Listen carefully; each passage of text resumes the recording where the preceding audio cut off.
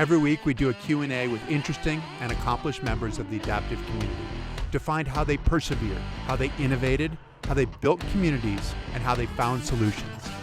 Welcome to the Nametags Chat Podcast.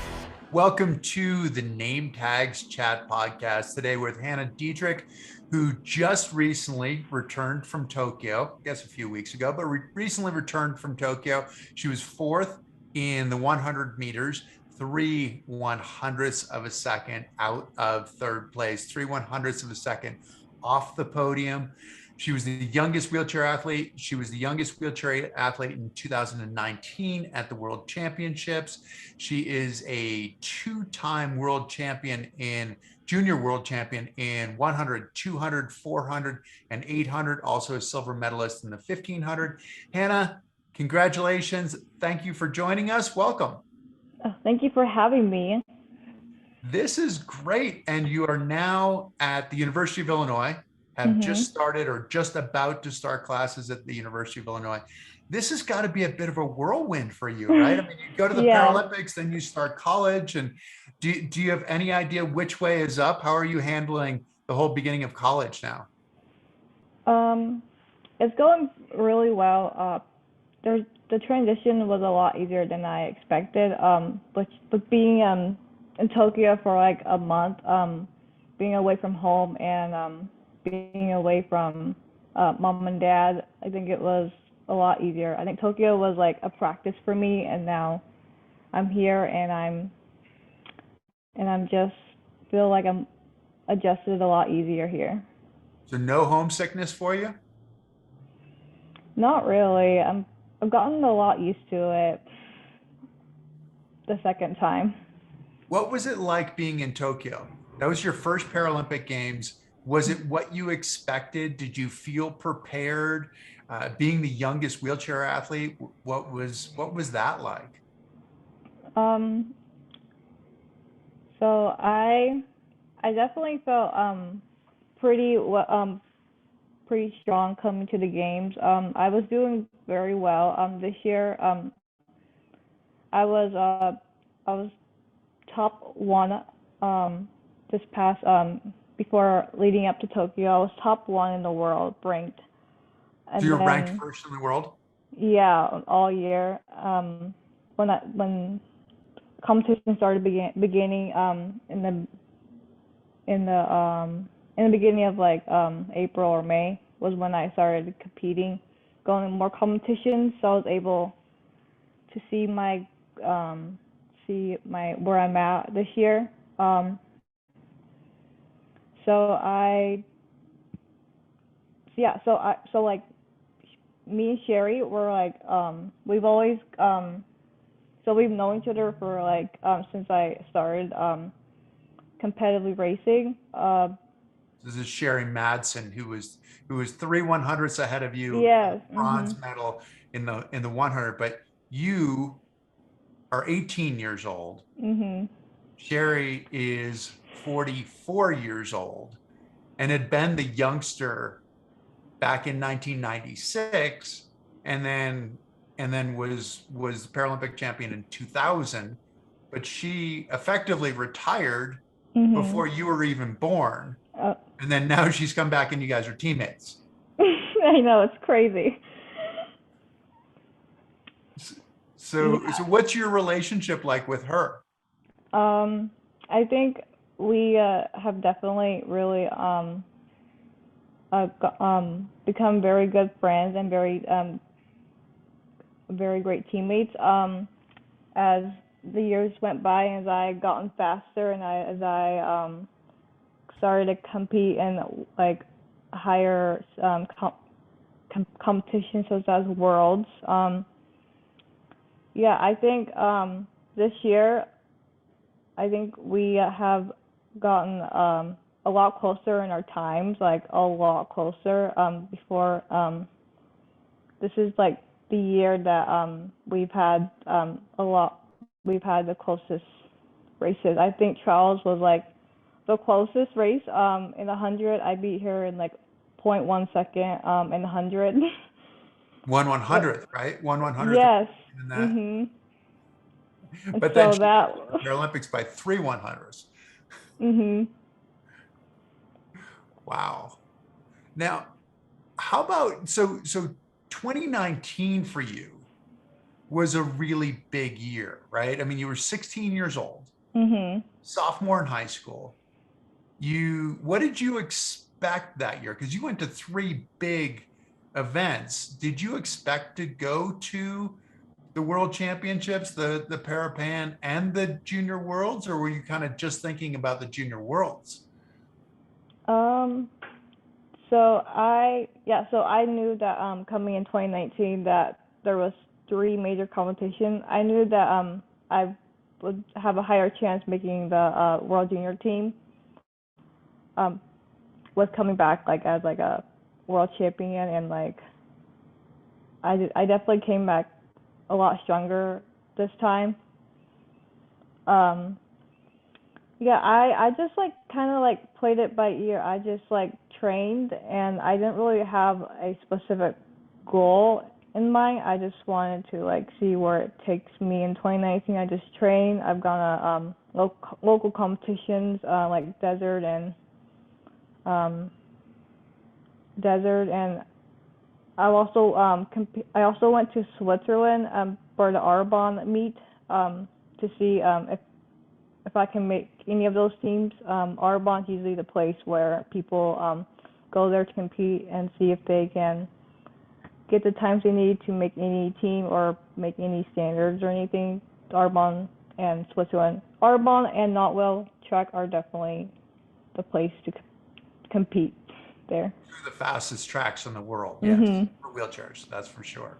Yeah. So you went there. How did you stack up? Because this is, I mean, you're still a kid at that point, right? You're 16 years old, Yeah. and you're getting on the track with like Tatiana McFadden Mhm. and Manuela Schar and people you know through your program too, like a Susanna Scaroni and Chelsea Mhm. McClammer and some of these people. What was that like that first time when you got on the track? Were you in awe, or did you just kind of feel like, well, this is just another track meet?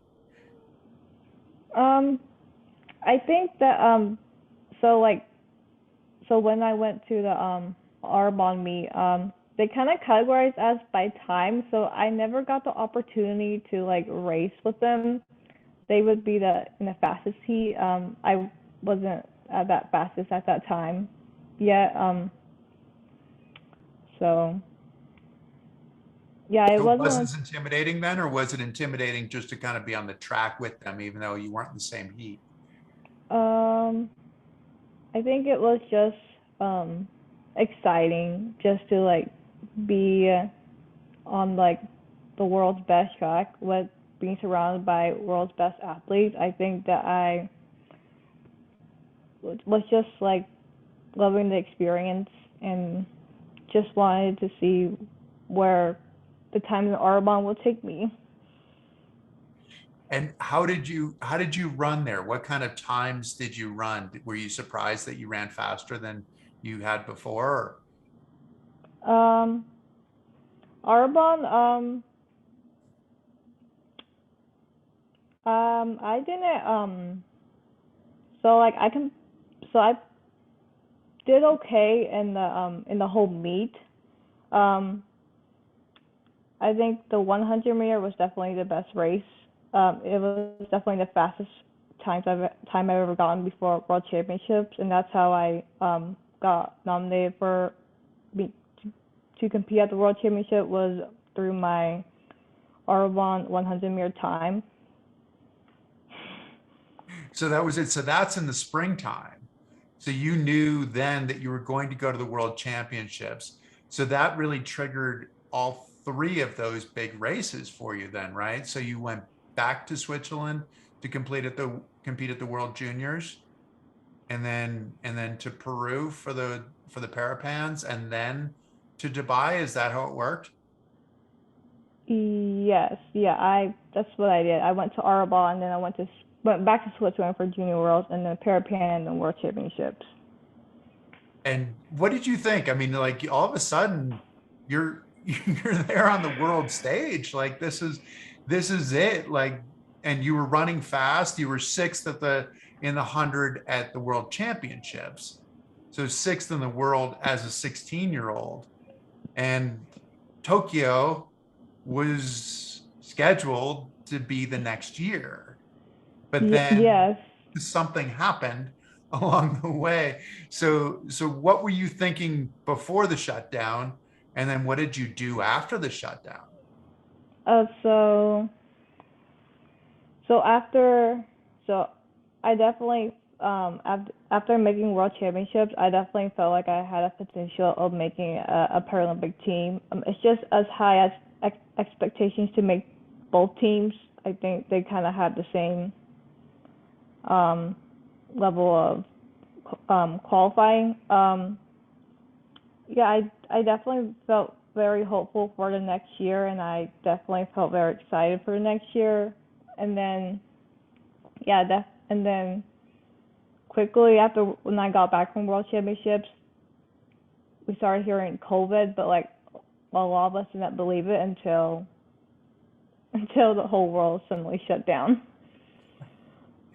Yeah, which I don't, nobody had experienced it, right? I mean, nobody had Mhm. experienced this since the Spanish flu back in, you know, 1917, Mhm. 1919, that kind of thing. And Mhm. so right, so nobody had experienced, nobody knew that this kind of plague could actually shut the whole world down. Yeah, it was definitely something new that I've experienced. I think a lot of people, it's something that new that everyone experienced, um, not just not just the athletes, but everyone's lives. Um, yeah, during COVID, I w- so I like Parasport, Spokane. We after a mandatory shutdown from our governor, we had to definitely shut down the whole program for the next 3 months until things slowly going back up. So we would like for Paris Sports Spokane, we would do Zoom calls every day, and we would train every day through Zoom on our rollers. And we would do strength and conditioning. We would do like little activities to like just keep in touch and just to like have company. So your roller is like having a stationary bike effectively. So you're in your racing chair on a big drum that turns, so you can, so Mm-hmm. it replicates being on the road. And so you were able to do workouts with the rest of the team. Now, Parasport Spokane, you have to tell us a little bit about what Parasport Spokane is, because what it was responsible for 9 medals. I think Parasport Spokane had 9 medalists. I mean, some of them alumni from the program as well, Mm-hmm. but a lot of medals at the Paralympics this past time. What is Parasport Spokane, and how did you get involved? So Paris Sports Spokane is a nonprofit organization where they take youth and adults with physical disabilities and give them the opportunity to play sports. So my coach Teresa Skinner and runs the whole program. She she recruits everyone. She makes sure that we have the right equipment and everything. So yeah, Paris Sports Spokane is really a incredible program for youth and adults to get involved. Um,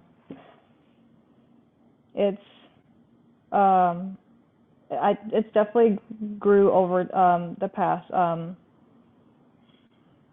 2013 was when Teresa developed or knew that there needed to be a program in Spokane, and then it grew so much these past 8 years, 10 years, with now nearly like 100 athletes in our athletes who are now involved in the program. So we have about like 100 plus athletes that has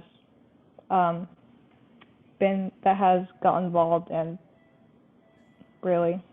It's impressive. And people like you on the team. I mean, obviously, we talked about Susanna and Chelsea McClammer, people who had left Parasport Spokane for the University of Illinois, which you're following in their footsteps. But you even had like a contemporary of mine, to a certain extent, Tyler Byers, who came back and was training with you guys this past year as well. So Yeah, he did come back.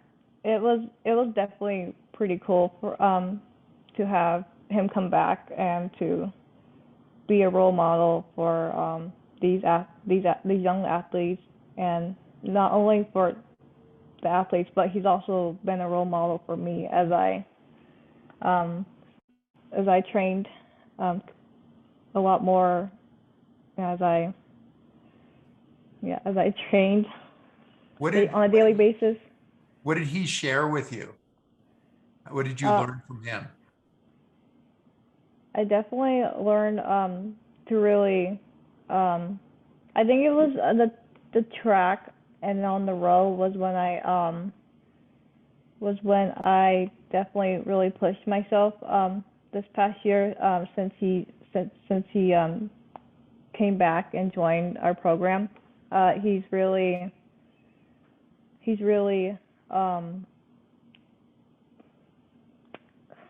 I don't know how to describe it, but like he's just like a great athlete and a great person, and I've really loved working with him, and I've really loved training with him. I think he just pushed really pushed me at my best. Yeah, to prepare harder and Mhm. to be ready for that moment when that moment came along. And Teresa Skinner, whom you mentioned, has been really influential. You had noted her as your most influential person. Is why was she so influential? Um, just the way, just looking back at just looking back when I like joined the program, and I when I just like met her, I and like she's like, I don't know, it's like hard to like describe. Like she's done a lot for like many athletes, not only me, but like a lot of athletes around the world and around the whole community of Spokane. Um,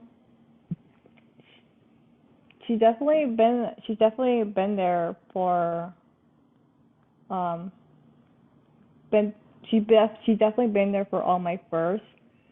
Um, with me going to racing, she definitely was there. I think it's just like the bonding and just the first. It's like a mom instinct. Like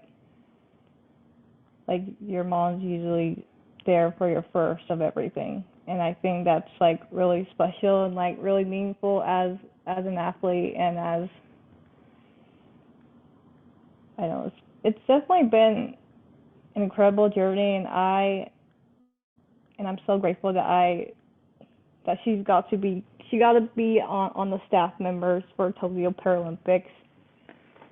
So that was very special to me that I she was there in person at my very first Paralympics. I mean, you're really good at what you do, right? I mean, is this where you've been able to take pride in yourself? And I mean, you've had a potentially difficult in some ways beginning to your life where like you're orphaned and in an orphanage before you got before you were adopted, right? And did sports help you find your place with your peers and find friends and that kind of thing too? Or Yeah, before I joined sports, I had nothing in my life. Kind of had like no activity or no people in my life besides my parents. So it was definitely. I think sports has really just changed my entire life. Like just entirely my life. just from my social life, my it just changed everything in my life. Everything, all your friends, and does it affect the way that you look at like your school and everything like that too? Because that's obviously a big part of who you are. Um,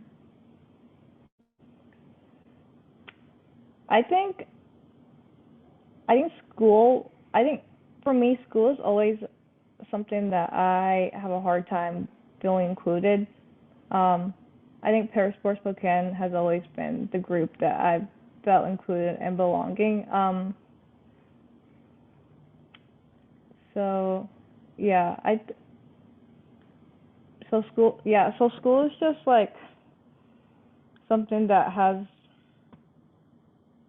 kind of like, I don't know. I definitely still have a hard time finding a group or finding people to feel belong to at school. I think sports just like helped me. Being involved in school sports just helped me in so many ways. Okay, now we've got to get to the cross country thing. How did you run cross country for your team? Because that's usually on trails, right? I mean, cross country Yeah, is literally cross country, not paved. so they would usually accommodate my races. They would, yeah, I don't think there's ever been a meet that I've ever gotten the opportunity to like race beside them, besides track and field. Okay. Usually they usually accommodate, which is the best they can do is accommodate, to make it accessible the best way they can. So what does that mean? Did you end up racing on the road while the others were on the trail, or how did that work? So I would do my race before them. They would usually come up with a map um, of a road or like a pavement, of any sort of kind to like kind of find the way, like find past that work. And Okay. it was definitely a different experience, not racing with the team, but that's sometimes what you have to do when you're involved in high school sports. It makes sense. And you played basketball, you played wheelchair basketball as well. And now this is kind of interesting because I was looking at some photos of you and I saw a photo of you with like Tatiana and you looked like you were like half a head shorter than Tatiana sitting in your chair. But then I saw you on the basketball court and you played big in the basketball court. Like you were you were you were in a big chair. So what's up with that? Were you playing like a center? What was going on in basketball? So for basketball, I competed in all divisions for Paris Sports Spokane. I did like prep, junior varsity, varsity, up to varsity. It was definitely a lot of fun. I really enjoy wheelchair basketball. I really enjoy the team aspect. Like I really just enjoy like the social aspect of basketball than track and field. But so what did you play for a position? Because I would think being as fast as you are and 100-meter person that you would be more of like a point guard. But it looked like you were in one of the bigger chairs so that you were one of the taller people effectively. And can you just explain how that works? Because a lot of people might not understand how there are different chairs in basketball and that you might be able to sit higher as a result. So every chair that we have, it's specifically customized to you. Like like each chair is customized to your body. And like you could sit taller, you could sit shorter. It just all depends on your body and how it's made. And were you generally sitting tall? And if you were, did No, you like that? No. no, I was definitely not the tall one. I Oh, was because it definitely looked like in some of the stuff that I saw, one of the photos I saw, I was like, wow, she's in a pretty big chair, pretty tall chair. Maybe it um was I just one photo. I think pictures for basketball you may look taller, but like in person you're just not that tall. Fair enough. Yeah, I Okay, was not tall. Okay. let's get back to racing. So now that you're at the University of Illinois, what do you expect? Because you've been successful on the 100-meter side. So 100, you were fourth at the Paralympics. You were sixth in the World Championships. Moving forward, do you expect to continue to get faster in the 100? Do you also think that you might expand your events? I mean, obviously, at the World Juniors, you won all the way up to 800 meters. So are you looking to be competitive at 800 meters? Are you looking to get into the marathon? What can we expect from you in the next 4 years? Um, there's definitely a lot that I want to explore. I definitely for sure want to try long distance. Um, I think Illinois is just known for like their long distance got people athletes. I definitely want to try long distance, but I definitely for sure want to stay in sprinting. I think long distance because I naturally just start really fast, so like I'm a very good person to be a sprinter, especially in the 100. I just start really fast, and I think that it will help me in the long run for longer races because I'm able to like get in the pack faster, and I'm also able to sprint too. Um, And does so that translate into climbing too? Do you climb well as you sprint well?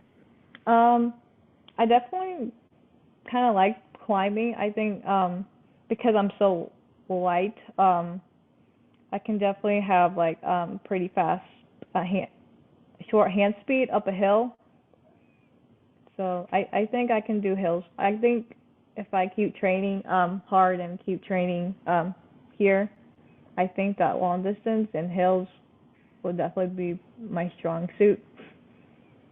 Now, you said you're pretty light. What is pretty light? I've read some things, and I don't know how dated this stuff that I've read is. Um, well, like there's pretty light people, but I'm definitely one of the pretty light people, like like pounds. Like I have such strong like shoulders and hands and arm speed that like my my body just like goes like starts just really fast. I don't know. Like I'm just like really like in like the 90 pounds. Like I'm not even like 100 pounds yet. So But I you're don't up to know. 90 pounds. I had read 86 Yeah, pounds somewhere. yeah. That's probably a couple years ago. You put on 4 pounds since then? Okay. Probably. I don't know where 86 pounds is. Okay. So you're looking forward to that to potentially expanding some longer distances. Mhm. What's been because I know like we talked to Amanda McGrory not too long ago, and she was a sprinter for a long time and then has been a really successful marathoner once she started doing marathons. Do you see that kind of progression potentially, or is it, do you want to focus on the track as well? Um, right now, I just want to focus on the track. I think that the road it will expand my my choices after just focusing on the track for a little bit. I think it'll expand my of what I want to try. Yeah, and a lot of people might not know, a lot of people who are watching this might not necessarily know that this is really marathon season now, right? And this Yes. year, much more so than anything else, in that five majors, since they're not running Tokyo, are all going to be within 6 weeks. Berlin was Mhm. last week, London this week, Chicago and Boston back to back the following week, and then New York will be what, like almost 4 weeks later, Mhm. which is Yeah. sort of It's like normal. all marathons crammed together. It is absolutely going to be crazy and a whole lot of fun. And there are a bunch of wheelchair athletes who are going to do all five of the marathons, Mhm. Tatiana being one of Oh, them. they're crazy. They're crazy. That's what you think? Is that a crazy proposition? Well, they're also like done lots of marathons over the years too. And you haven't done one yet. So I haven't even done more than 7 miles, so that's like 26 miles that I would have to mentally and physically train for. I would imagine that is going to change pretty soon, though, that you are going to do some longer workouts. And what do you expect in terms of how the workload is going to come to you, the training workload, and expanding your distance potentially? Um, I'm definitely nervous when the workload comes on me. Right now, I'm just like chilling and just doing a workout that Adam has me do. He hasn't been putting me with the marathoners, which a majority of them are doing a marathon. So I'm kind of in like a bubble of where do we put Hannah because she's not doing the marathon. And have you talked with Adam about sort of your progression, what you're looking for in terms of goals for this year, what you're looking for in terms of your workload as well? Um, we haven't really talked much since I've been here. We've only talked about schedule for school, and that's all we've talked about. We haven't talked about anything else like goals for the season and for the year or for the next upcoming year.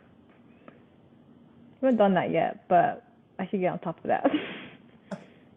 Well, it probably makes sense to get settled in school. And you said also that the semester started while you were in Tokyo, Mhm. so that you're not taking a 16-week set of classes, you're taking an 8-week set of classes right now. So you have that little bit of luxury before classes actually start. Mhm. But then there'll be that transition as well, which can be a challenge for a lot of people Yeah, from high school to college, and then with also a full-time sport too. definitely, it's definitely going to be a challenge to juggle, but it'll be worth it. Oh, I'm sure it'll be worth it. I mean, I think it's just that transition, Yeah. which Mhm. is part of growing up. It's part of getting better. All of that is just trying to figure out how to juggle it and how to manage your time a little bit better. And as you said, Mhm.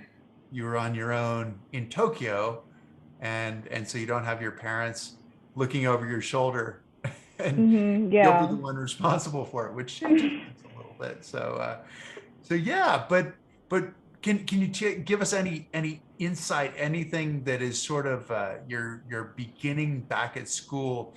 Has there been anything that's been really surprising or really exciting? um, just not having to go to a specific class every day. They like you can do like one class a day or like three classes a day, depends on your schedule. I like how it's like spread out instead of like strictly like all five classes every single day, Monday through Friday, like high school. College is much different, yes, Mhm. definitely, and where you get your syllabus and you're responsible for a paper here, and there's a midterm there, and there's a Mhm. final, and these kinds of things, and you know beforehand what's going to Mhm. happen, where it seems like it's all a bit more of a surprise oftentimes in high school. So Mhm. that will be a challenge.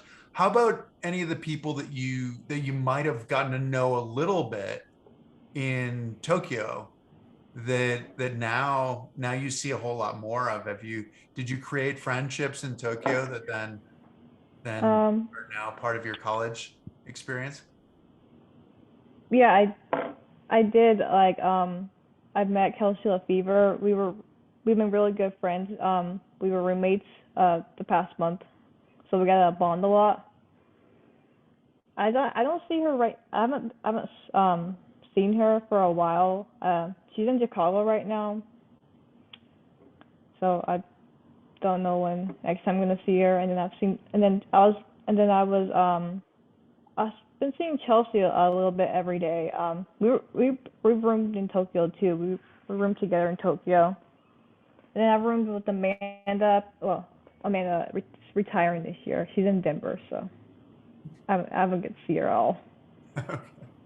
Well, I mean, interesting also just with you coming onto the scene with it being your first Paralympics, and you're talking about Kelsey. So you're starting your college career, and Kelsey is just about to finish her PhD. Mm. So you guys again are on That's so ends of yeah, the so different spectrum. terms. But what do you learn from somebody like Kelsey, who obviously has seen so much more? You're in the beginning, you don't even really know what to expect. And Um, did she give you any hints, any advice? uh, she helped me register for classes. She uh, she hasn't like I told her like questions like what was it like your freshman year? She's like, I don't really remember. It was a pretty long time ago, so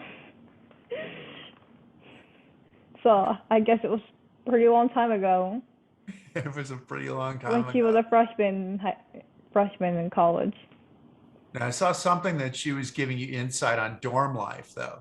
Did she give you some insight on dorm life? Um, I can't remember. This seems like important stuff to remember since you're now in the dorm. Yeah, and also like I've like talked to like Isaiah Rigo and like Philip Croft that I've got to be in the same team back in Spokane. So I've got to get a little insight from them too. Exactly. So they were on Parasport Spokane with you, but Mhm. now they're at the University of Illinois as well. Yes, they are. Uh, does that make the transition a whole lot easier, just sort of at least knowing those people? Yeah, I think the main thing about having ED tradition is definitely the people. It's definitely the people. I'm very lucky that I've known a lot of these athletes for a long time, and a lot of them are from like a good chunk of them are from Spokane, so like I've known them for a while. And so Tokyo was just recently, this past month, right?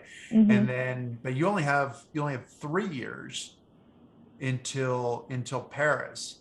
Are you setting sights on Paris? Are you thinking about where you might go? Would you continue going to LA afterwards, or are you just kind of looking at Paris right now and saying that's the next step?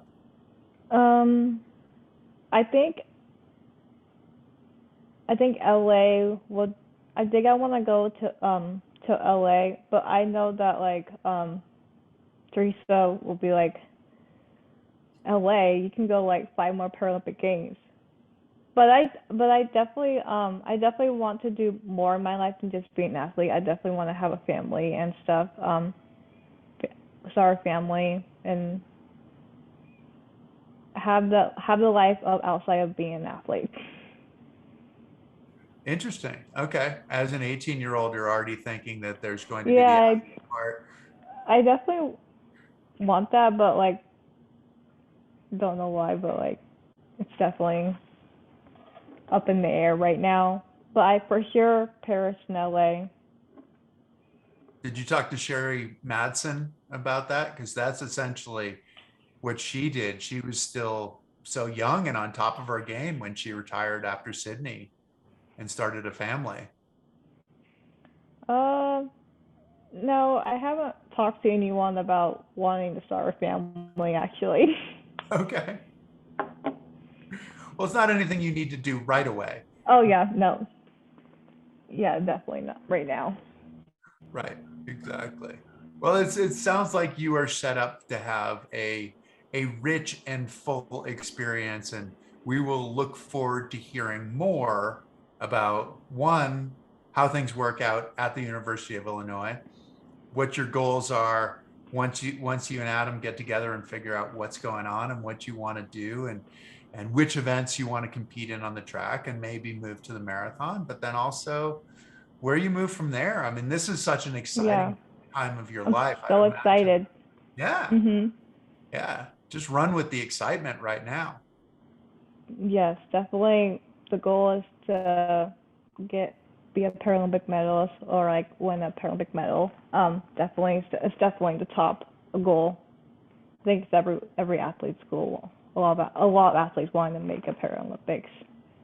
Exactly. And to win a medal, and obviously Mhm. you were really very, very close, being three Yeah, of a that second. was that was definitely that was definitely a little hard after, but it was definitely still exciting to just be at the games and just be able to compete at the best, world, greatest world stage ever. Yeah, exactly. And to be that close and to be effectively at the beginning of your career Mhm. means it certainly speaks volumes to what your potential. So we look forward to following your potential. Hannah, thank you for Oh, joining us. Good luck thank at the you. beginning of school and the beginning of your career in a lot of ways. Even though you've already gone to a Paralympics, I think your career, there's a lot more of your career afterwards than there is that we've seen so far. So good luck, and thank you for joining Thank us. you. Yeah.